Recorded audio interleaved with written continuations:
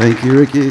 Good morning, everyone. Thank you so much for being here for the opening of day 2. We have another awesome conversation for you, and we're running a few minutes ahead, which is strange, especially for our events. But that's good. We have a lot to dive into, and I'm sure lots of you have questions, and we want to make sure to get to some of those. So please be on point. But we're here today with Nicolas Koehler, from Director of Transmission Planning for AEP, and Chris, I'm going to get your last, Guttman-McCabe, Chief Regulatory and Communications Officer for Anterix. Welcome, gentlemen. So let's start off just with giving the audience here a little background about both of yourselves, who you're from, and then one unique thing that really makes you guys weird. I'll start. My name is... Yeah, give me some time. Yeah. We might have to swap back and forth on who goes when, yeah. My name is Nick Koehler. I'm the director for AEP. AEP is the largest transmission owner in North America, in the U.S. We've got about 40,000 miles of transmission lines stretching across 13 states and 4 different RTOs. It gives us a really unique perspective on how do we build the grid, how do we maintain the grid, how do we come up with projects to ensure reliable and resilient transmission service. That's been more of a recent challenge that we're trying to come up with on how do we make sure that we're incorporating resiliency into our normal, quote unquote, normal everyday reliability planning. So I'm sure we'll get into a lot of that here through this discussion. Something that makes me weird, I suppose, is I've been playing drums and percussion since I was in 5th grade, and I was actually performing in a high school musical. I was playing drums for them, and I realized that my drum set and my snare drum was literally older than all of the kids that were up on stage. And it made me pause for just a minute and realize that, yeah, time goes by quickly, but it's a lot of fun, and I enjoy what I do, and looking forward to the opportunity. So Sarah, we got some entertainment for 2024 right here, drums. For the networking session, we'll be giving you a call. Absolutely. And Chris. Yeah. Good morning. Thank you. Chris Guttman-McCabe with Anterix. We are a wireless broadband company serving the utility sector. And by the way, I'm looking back and forth at all of you, but I can't see a single person with the way we're lit right now. But so Anterix, wireless broadband company, founded by the folks that founded Nextel. Our goal is to drive advanced, secure, private wireless broadband into the utility sector to support everything we've heard all day yesterday and even with George today. Machine learning, artificial intelligence, cloud and edge computing, the collection, action, aggregation of data, the ability to drive greater resilience, sort of all of that is what we are pushing the sector towards. We have 4 large utility customers. We're working with another 60. I liked the ecosystem to ecosystem slide that we saw earlier. We created an ecosystem within our company designed to drive utility solutions for broadband. It's now crossed over 100 companies that are putting broadband solutions together for utilities. With Nick on the transmission side, on the distribution side, on the generation side, and then also in the gas. So. And then what makes me weird, first of all, better question for my 2 grown daughters, but I think what makes me weird is my ability to survive the 2 of them and potentially thrive. 22 and 20, they test one's patience on a regular basis. Well, with 2 young daughters, I'll probably be giving you a call, Yeah, Chris, exactly. for some advice. But thank you. I think that really sets the stage, and as if you're seeing themes here with ETS, how we like to combine converging forces and ideas and how you get those things to work, right? That's how you do hard things, right? You have the largest transmission system in the U.S. You got an innovator, disruptor on stage, and how do we learn to play together? How do we solve problems, and how do we get and create better communities together is what this session is about. So let's start one that we seem to see all types of different definitions from. How do you, and Nick, I'll start with you. How do you define resilience, and what does it mean for the grid of the future? And I'd like both of you to take a stab at that. Sure. Obviously, there's a related but big difference between what's reliability and what's resilience, right? Reliability is black and white. Reliability is something you can generally measure, right? You can look at CMI, you can look at SAIDI, there's all sorts of metrics that define what makes up reliability. And there are studies, right? TPL requirements that we've got to go through every year that look at the reliability of the system. But with that comes this inherent resiliency of the network as well, right? The resiliency of the network is how do you respond to events, right? Those high impact, low probability type of events don't necessarily have metrics built around them. So when you're looking at how do you recover from a resiliency event or something that impacts more than just the grid, right? Resiliency is defined beyond just the wires that are up in the air, beyond just the wires that serve customers. It's how do you get into the operations center? How do you give enough data, and I know Chris will get into some of that too, how do you give enough data to the operators to allow them to get around, right, for lack of a better term? How do you get around any sort of major event that happens on the system?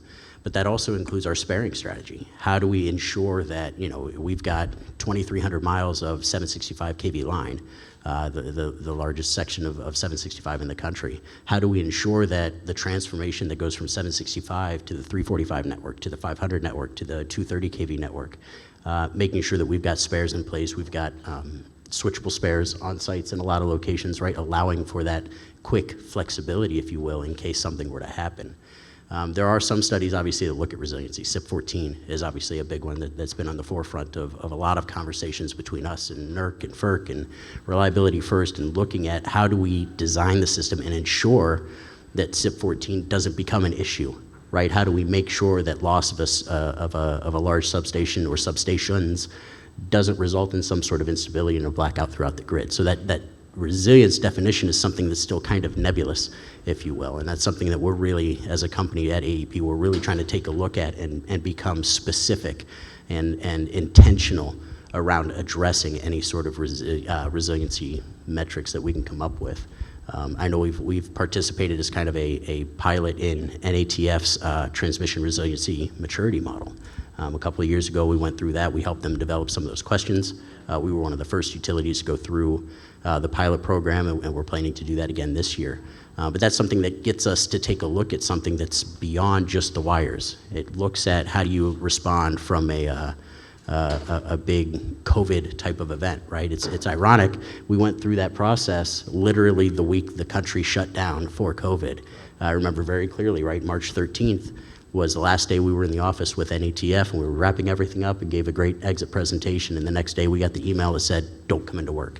And that was, right, it's been a different country and a different, you know, space since then.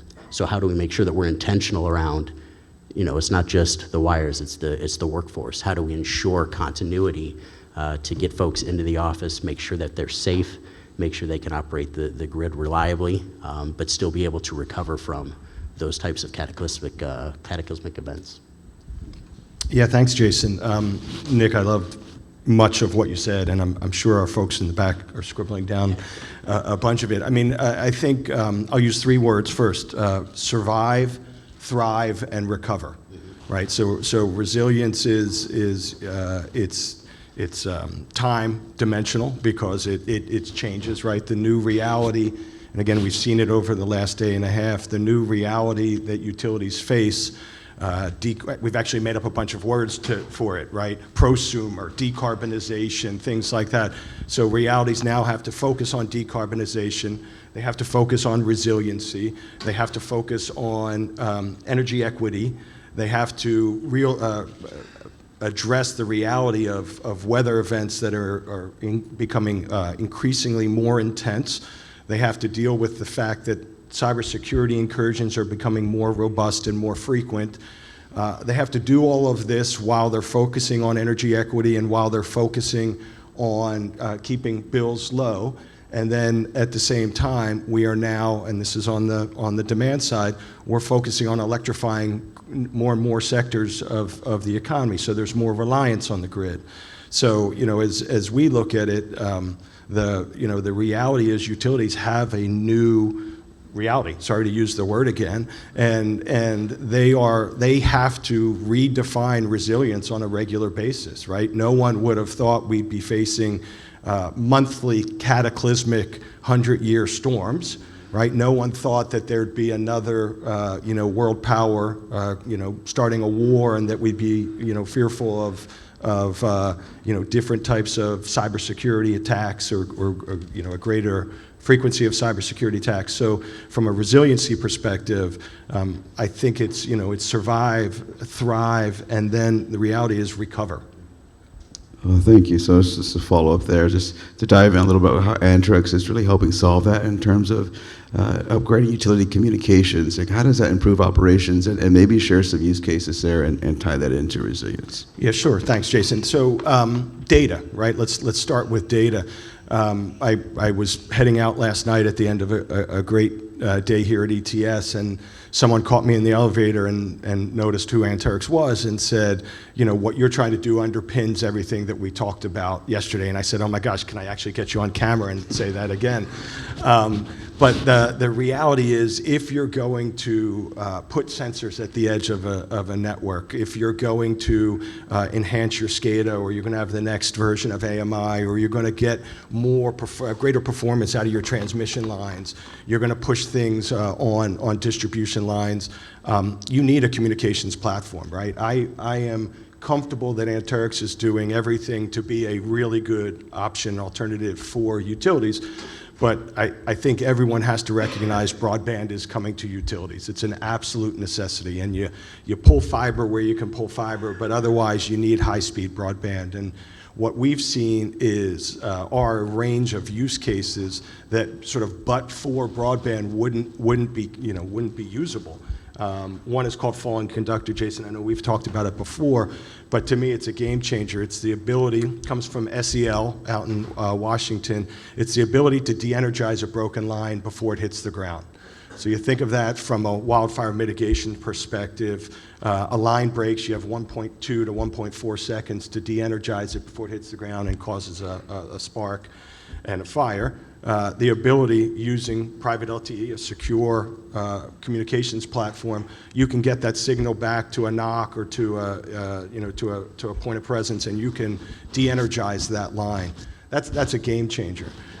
We've done a couple projects with the National Renewable Energy Lab, and those were based on determining whether private secure broadband, wireless broadband, could be used to integrate distributed resources.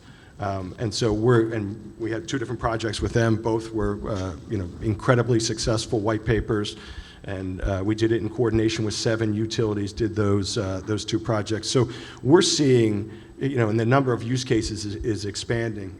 San Diego Gas and Electric was our second customer. They justified the entire movement to a secure network based on falling conductor. And now they're looking at all of the range of other use cases that are out there. And each of our first four customers had a different initial justification, but they're recognizing now that we've gone to sort of 100 solutions providers, that the reality is this broadband platform can address a lot of needs, a lot of sort of existential needs for utilities. Thank you. And Nick, you alluded to at the beginning, like $40 billion investment over 5 years, I think between 2023 and 2027, 28. The unique territory of AEP, you certainly got unique challenges. What are some of those challenges, if you can talk about to the audience of you guys when it comes to transmission investments and then building resilience in your particular territory? Because it's pretty vast. Yeah, sure. One of the big challenges we have, right, is just because of the sheer size of the territory that we cover, right, is we see all kinds of terrain. And that's probably one of the biggest challenges we have. In the APCO region, right, in our Appalachian region, we're covering mountainous terrains. We've got to go across valleys, and we've got to go hilltop and mountaintop to mountaintop and try to maintain service, right? So you've got thousands of feet of spans that are stretching across valleys that once those are down, right, that's not an easy fix. Contrast that to the plains of Oklahoma or the plains of Texas, where it's relatively flat, and the design requirements aren't quite as robust necessarily, right? You can do some different things with what you're doing around span size and infrastructure investment when it comes to how we rebuild our system. The fact is, right, we've still got lines that are up in the air that are 100 years old, especially in our Appalachian region. That initial backbone of 138 kV is still standing on 1920s era steel lattice towers. And as we continue to invest and as we look at what our asset renewal needs are on those lines, as we start to rebuild them, we're designing them to new standards, new civil structure requirements, ACSE requirements, NESC requirements, and those are better able to withstand the high windstorms that we see, right? I know a couple of years ago when Hurricane Harvey came through Texas, we had two examples of lines. One that went down because it was on wood pole construction that had been constructed back in the 50s and 60s. It wasn't built to withstand high speed winds, 80 plus mile an hour winds, 100 plus mile an hour winds.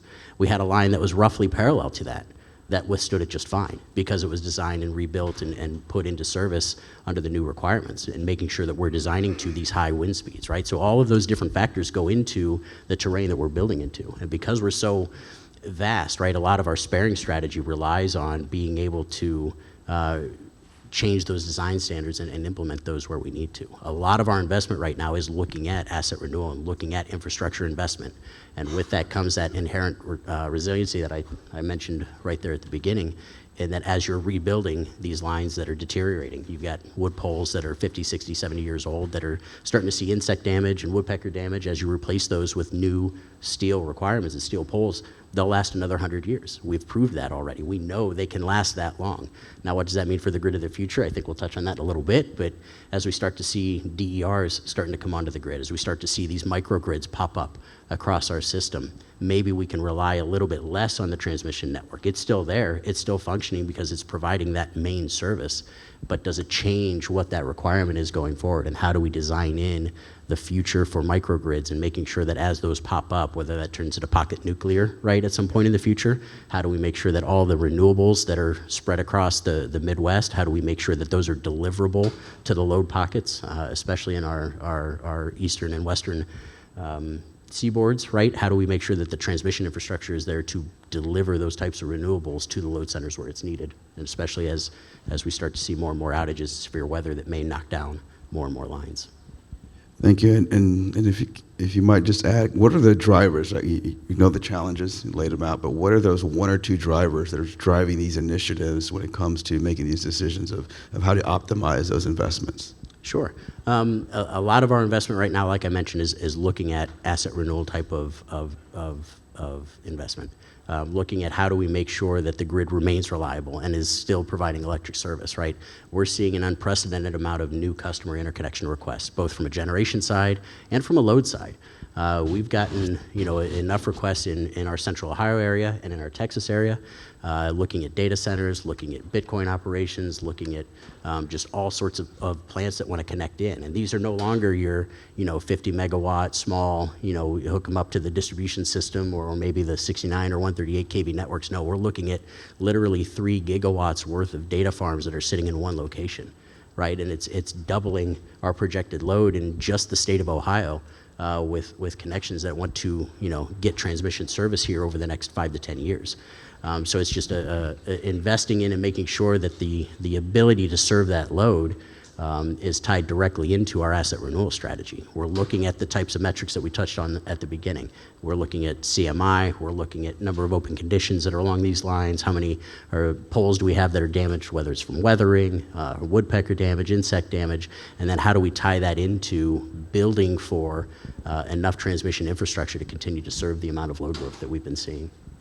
Okay, thank you. Now, Chris, going back to you, then obviously there's significant investments, IGA, infrastructure bill, and how can maybe talk about some of the things Anterix is involved in to yield and bring innovation by partnering with maybe some of the either utility partners or federal partners to drive innovation, whereas on the AEP side, right, you guys have a whole different plan and you got the funding and you can do things, but we need innovators, so maybe talk about some of those projects you guys are looking into. Yeah. Thanks, Jason. I'll start with the sector and then just jump over to the federal government. So on the sector side, again, everything was sort of built around creating solutions, right? Trying to open up utilities' eyes to what broadband can mean. And so we created the ecosystem. We about a year ago, we had maybe 35 vendor partners. We're now over 100. We also went back, I think I can now see my eyes are adjusting, Bobby Harris, right close to the front. So we helped launch the Utility Broadband Alliance. And the idea behind that was create an environment where utilities can get together to talk about the benefits of broadband, and sort of create that environment. And then what we did is we created our own utility strategic advisory board, and we put together about 8 C-suite utility executives, CIO, CTO type employees, to help us understand what their needs were and are. Some are on the transmission side, some are on the distribution side, some are on the generation side, and they help us make that connection between their needs and these 100+ companies that can deliver the solutions. At the same time, Jason, we worked first with folks on Capitol Hill, offices on Capitol Hill, to get language into the it started out as, it's had like 4 or 5 different acronyms now, but most recently the programs are called the GRIP programs. It was part of the Infrastructure Investment and Jobs Act. And we got language in there that talked about the benefits of sort of collecting and acting upon data, and particularly the benefits of private, secure networks. And in essence, we saw it as setting the table for utilities. If they desired to seek that sort of funding, it was out there. We ended up working with a number of utilities on concept papers involving private wireless networks. All of those were recommended to move forward, so we're encouraged to move forward. So we're excited to see what happens in the next phase. The federal government has $10 billion that they're going to put out there that is focused on modernizing the grid. We hope that DOE focuses on projects that are transformational. We hope that what comes out of this is a grid of the future.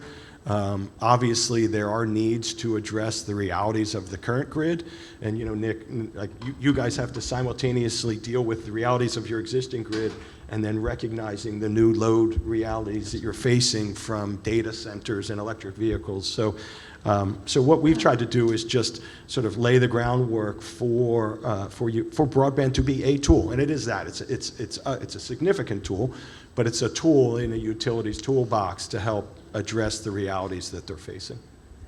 Thank you. So on electric vehicles, Nick, turning back to you, how do you guys see that playing into the broader picture, and how fast do you see that playing out, and also including that broader distributed generation? It fundamentally changes how we look at planning the grid, right? Because now it's no longer peak curves when you're looking at load profiles, right? It's going to flatten all of that out. You're seeing charging that's going to take place when generation prices are relatively low, which means overnight, which means that overnight peak is going to start to raise a little bit. And how do we make sure that, throughout 8,760 hours for the year, we're able to continually produce? It affects how we do maintenance outages. It affects how we do, outages on the grid to do new construction and interconnecting new customers, right? In order to connect that in, you've got to take lines out to get them connected and then retest them. So I think a lot of that change is coming from the standpoint of how we look at planning for that future and building in, like Chris mentioned, how do we make sure that what we're investing in right now is still able to adapt and overcome any sort of future challenges as those load profiles shift and change in the future. And that's also affected by distributed energy resources, right? If that's all behind the meter, we get literally thousands of requests a month for new interconnection of rooftop solar, battery storage, right? All behind the meter types of generation. And the key to that is going to be data. How do we make sure that we are aware of here's what's connected at any given point? And how do we make sure that we are able to shift that around if and as needed, right? If you're producing back into the grid because the sun happens to be shining really strongly and you're overcoming what you're consuming at any given point, that's all got to go somewhere. So while it stays behind the meter for the most part, as they start to get aggregated together, as we get more and more requests and connections into the system on the distribution side, that eventually will backfeed back into transmission. And then does that enter into markets, right? PJM has the market, ERCOT does not. So how do we make sure that we're balancing that load? How do we make sure that we're balancing the rooftop solars and the behind-the-meter generation to ensure that the power is getting where it needs to be going. And a lot of that, again, is tied back to data, making sure that we've got real-time visibility into where that's coming to, giving the operators the opportunity to understand where the power is flowing to, especially on the distribution side, but even on the transmission side, right? Installing SCADA, installing supervisor control on all of our breakers and all the distribution feeders is really one of our big objectives in making sure that we've got that visibility available to us. And Chris, how do you see the utility communications piece, the things that you guys are working on, really fitting into what that future grid is? Yeah, I'm looking at my phone for a moment because I wrote down, George is out there somewhere, I'm going to butcher what he said. But so first thing is, I think as a sector, as a probably the most important sector of the economy, we have to overcome this, which is we can't stitch together solutions for the future with tools from the past, right? So I thought that was a great statement. From our perspective, as we look at the realities facing utilities, particularly with distributed energy, with the electrification of many sectors of the economy, we see a need for a robust platform. Nick used words, data, real time, SCADA. I mean, everything we've heard again over the last couple of days involves really the capture of data and the ability to act upon it and get situational awareness and operational intelligence. And then I think if you look forward, you're going to see a grid that has cloud components to it. It has elements that maybe the utility sector isn't super comfortable with at the moment, right? AI and machine learning. And the reality is there's going to be distributed energy that is not owned by the utilities. And so there's going to have to be a way to integrate the intermittent nature of that distributed energy resource or resources in a way that the utilities can understand. But at the same time, we also have to figure out what the new reality is for utilities. You can't ask them to be the provider of last resort and then take away a huge percentage of their revenue source because all of us prosumers are creating our own energy source, but we're still going to rely upon the AEPs to move it and to be the backstop. When I flip my light and it happens to be cloudy out and I flip my switch, I want the light on. So I think the future is exciting, a little bit murky, but I think it involves a really robust reliance on data. Thank you. So we have a few minutes for questions, so I want to see if we can take a few audience questions. Just raise your hand. We have right here. David. Pending the microphone. He moves fast when he's motivated. Good morning. David McGowan. I'm a consultant for the U.S. Army, and a bunch of you wonder why the Army is here. Is that we face many of the challenges, but both of you, for the want of a better weird term, I'd call you the big pipe people. You've both got big pipes, but community resilience is beyond the big pipes. Do you have a definition you could share for us? Because tomorrow we're going to be talking about Army and why the community that surrounds us matters. But this definition of getting to community resilience, I think, gets to the issue of work I did last year looking at Houston and prosumers in there and how Centerpoint going to survive. Getting to something of why resilience matters to a community, I think, is key to putting value on this. Over. See, I'm stuck saying over all the time. I think one of the things we look at, right, is how are we impacting outside of the big urban areas that we serve, right? We don't serve any of the really large, New York, right, Chicago, anything like that, but we've got some pretty big cities that we do serve, Columbus, Tulsa, Roanoke, things like that. But to your question specifically, how do we make sure that we're also encompassing the small rural towns too, or the mountainous towns that are throughout our Appalachian region? We've tried to take a very specific look around our radial facilities, meaning we've got one transmission line that goes into an area. It may not serve a lot of load, right? It might be a relatively small amount of load, but we want to ensure that they also are able to keep their lights on, right? As Chris said, when you flip the switch, you want your lights to be on. Some of the strategies we're looking at to try to overcome that is closing the radials, right? How do we construct new transmission infrastructure to ensure that everything has at least two sources to it?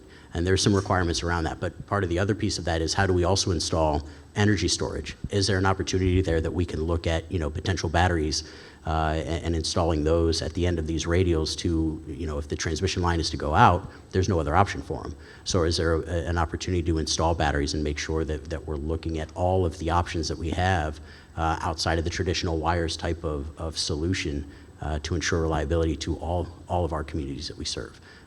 Even though small communities are still going to have hospitals and schools and things like that require power. Like we were saying, it's the number one commodity. Everybody uses power, everybody needs power, so how do we make sure that that's there? And I think we're starting to take more and more of a look at those non-wires types of alternates to make sure that we're ensuring that reliability and resilience even outside of what you would consider a major urban area. One of the things I've been, as a citizen, sort of really pleased with is that the utility executives that we've been interacting with want to do well and do good, right? They are also, citizens of their communities. So we're seeing, we're having utilities ask us that as they deploy broadband, can they make that infrastructure available to local internet providers, right? So if you're putting a broadband platform throughout your utility footprint, you're probably going to pull fiber and put up wireless antennas in areas that don't have any service at the moment. There aren't, particularly in the IOU community, there aren't a lot that want to provide that broadband service, but certainly what we're hearing from a number of utilities is the desire to support the community, to make it more, to close that digital divide from a broadband perspective. And so it makes me happy that we're getting those types of conversations, or those types of discussions, and then we are hearing things about, well, gosh, if we can drop a wireless broadband platform into a community, are there other things we can do to make the community safer, right? Can we drive a more robust, again, broadband platform within the community? Can we, attach it to light poles and bus stops and things like that? So to me, it's one of the weird things, to get to the theme, is that it's taken this long for the utility sector and the broadband sectors to really robustly overlap. But I think what will come from it is a more resilient community in general. Thank you. And do we have one? I think we still have time for questions. I can't see Sarah or Ricky, but we do? I can't. Jason, we'll go one over. Oh. Where?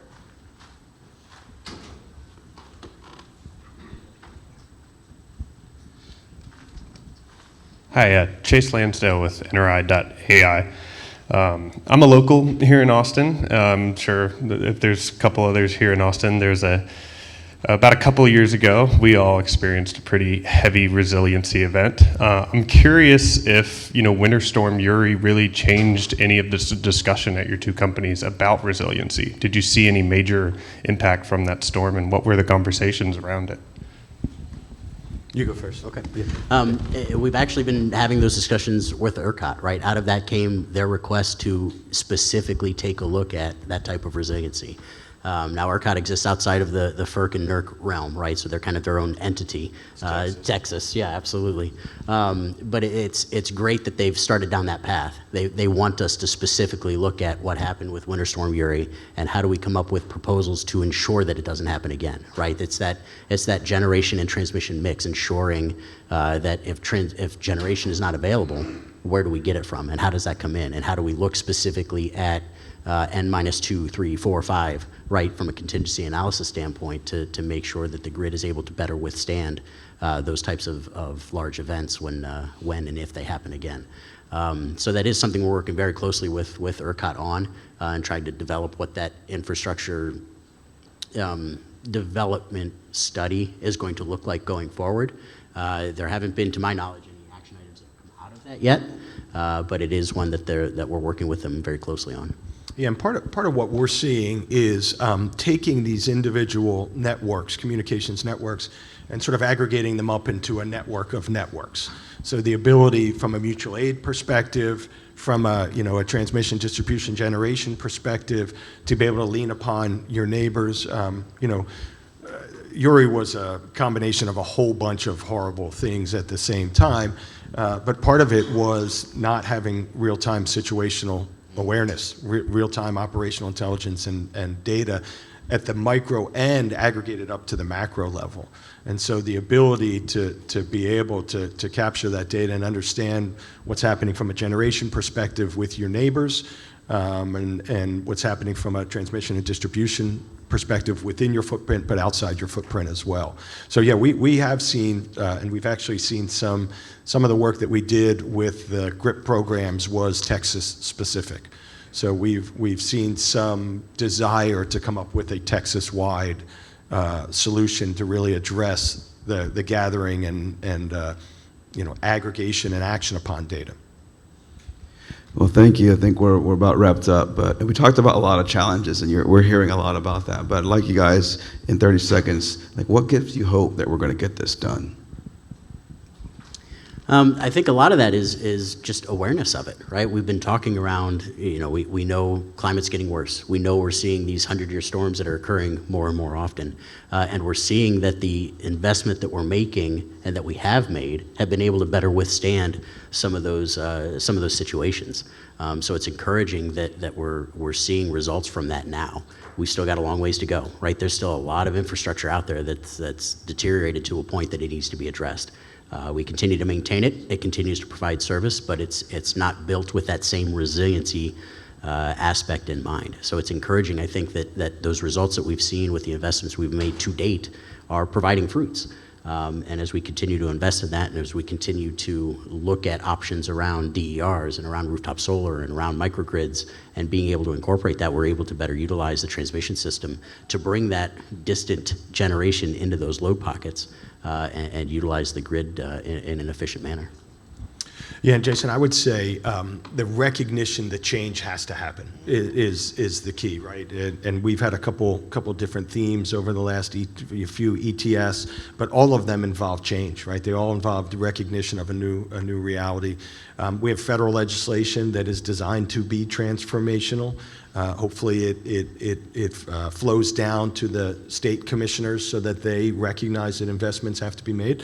And then to me, it's the acceptance of things like AI and ML and cloud and edge computing and data. I think we're at a point now where the sector and the innovators that help drive it are all coalescing around change, and that excites me. The thing that worries me is just timing, right? It's not. And we love you all to death equally, but it's not the fastest moving sector on the planet. And so the pains I feel as a publicly traded company on a quarterly basis, but the sector is moving, right? And it is moving towards change, and that excites me. That gives me a great deal of excitement and hope. All right, well, gentlemen, thanks for a great conversation. They'll be around. Feel free to come by and ask some questions at the conference. Thank you. Thank you. Good.